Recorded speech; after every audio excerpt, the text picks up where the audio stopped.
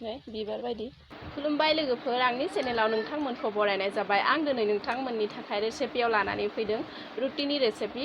दिनै आं नोंथांमोननो बिबार बायदि बारलायलायनाय रुटिखौ माबायदि बानायो दिन्थिलांगोन। फैदो बिदिब्ला रुटि बानायनो थाखाय मा मा नांगौ जायो आङो दिन्थिलांनि। 10 मिनिट सिगाङावनो आटाखौ नानानै खोबना दोनखादों आरो नोंथांमोनाबो बे टिप्सखौ फल' खालाम। नै जा मोजां नानानै दोनखाबाय आरो आङो।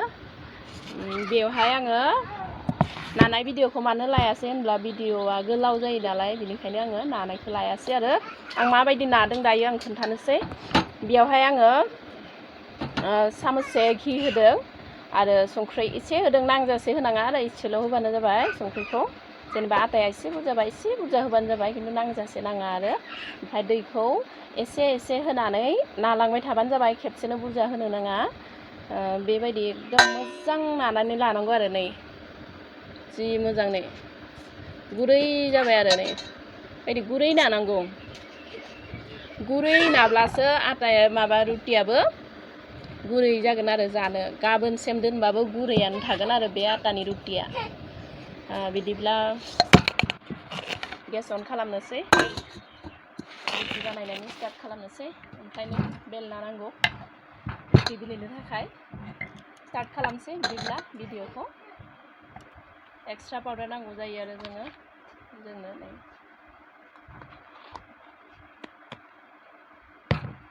जोङो रुटि बानायनायनि सिगां आटाखौ लादु फिसा फिसा बानायना लानोसै आरो गावनि हिसाबै बिदि खालामनानै एसां गिदिर लादु बिदि बानायना लानोसै। दायो सावनायनि स्टार्ट खालामनोसै बिदिब्ला। आरो बार नांहोनो नाङा आरो बानायलांबाय था, बिदिनो खोबनानै दोनबाय था। ओमफ्राय बानायनोबा मोनसे दिहुनना लाबानो जाबाय आरो खोबना दोनबानो जाबाय। बेबायदि खालाम आरो बार नांनानै गोरान जानो नाङा आरो बे आटाया। गेस अन खालामबाय लोगोफोर, नै आङो हाइ फ्लेमाव होबाय, तावा फज'बाय। ओमफ्राय बेबायदि नै खेथेबग्रा गंसे नांगौ जायो आरो रुटि बानायब्ला, जाहाथे आखाइया खामा आरो बेनि थाखाय। नै दायो रुटि बानायनायनि स्टार्ट खालामनोसै।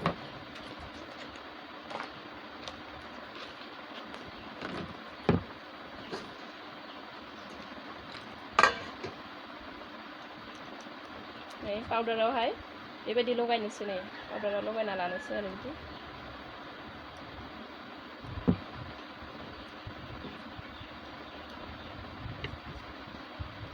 बोलोबो नाङा, जि आराम आरो लासै नाबानो जायो। नै नानायाबो गुरै जानांगौ आरो बिनि थाखाय अराव सावगोन आङो।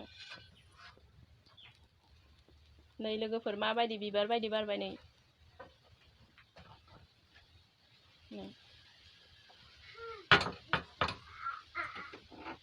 जों दायो बेयावनो सायाव गालांबाय थानोसै।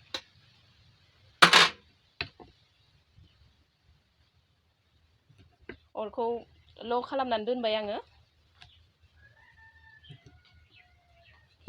जा गरम खाना अर खाथियाव, बोथोराबो गरमथार नालाय।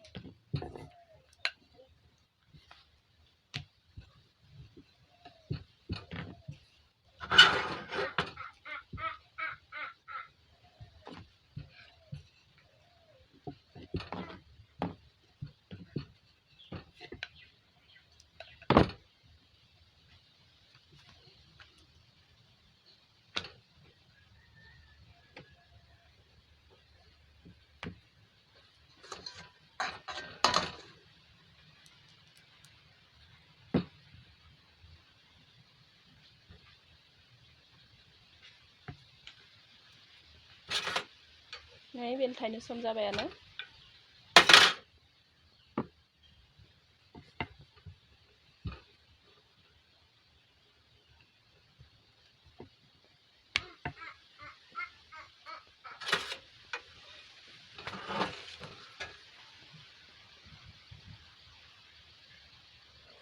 नै लोगोफोर नायलाय, वाव नै माबायदि बारदों। नै मोनसे होनोसै, अरखौ हाइ खालामनानै होनोसै। आरो मोनसे लालायनोसैलाय जागौ माने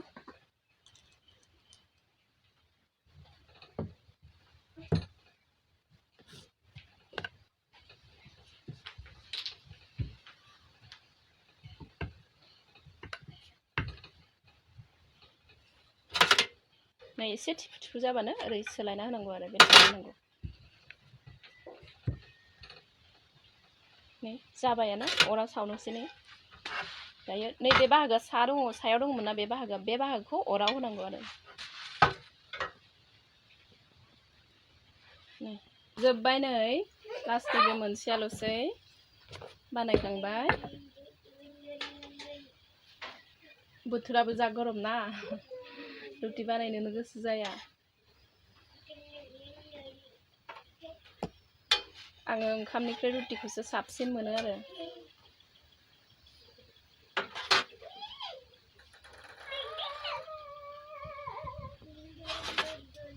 जाबाय नै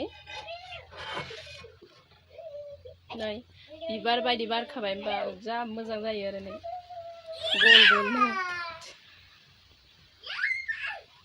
गेसखौ बन्द खालामना होनोसै आङो जोब्बाय बानायनाय जा मोजां रेडि जाबाय नै दायो जानोसै नै लोगोफोर आङो रुटि जानोसै नै आलु ओमफ्राय पटल एवनाय दंखायो रुटिजों जानो थाखाय एवदोंमोन ओमफ्राय आं बानायनाय आसारा नै लोगोफोर आसारबो जाफानोसै आरो रुटिजों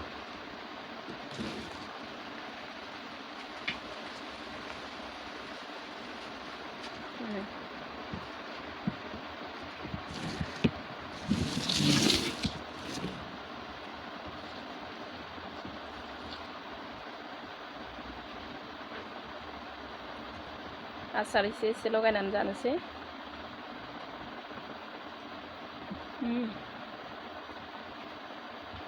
जा मोजां गुरै जाखादोंना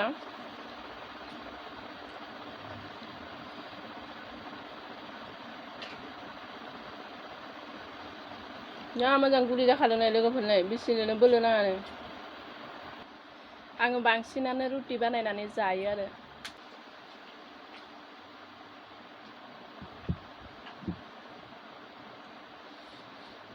लोगोफोर भिडिअखौ जुदि इउजफुल मोनदोंब्ला नोंथांमोना लाइक खालामनानै हो आरो चेनेलाव गोदानब्ला नोंथाङा प्लिज साबस्क्राइब खालामनानै हो चेनेलखौ उननि रेसिपिखौ बेनिख्रुइबो मोजांसिन गोथावसिन रेसिपि लानानै फैगोन आं नोंथांमोननि खाथियावहाय बिदिब्ला उननि रेसिपियाव लोगो मोनसिगोन बाय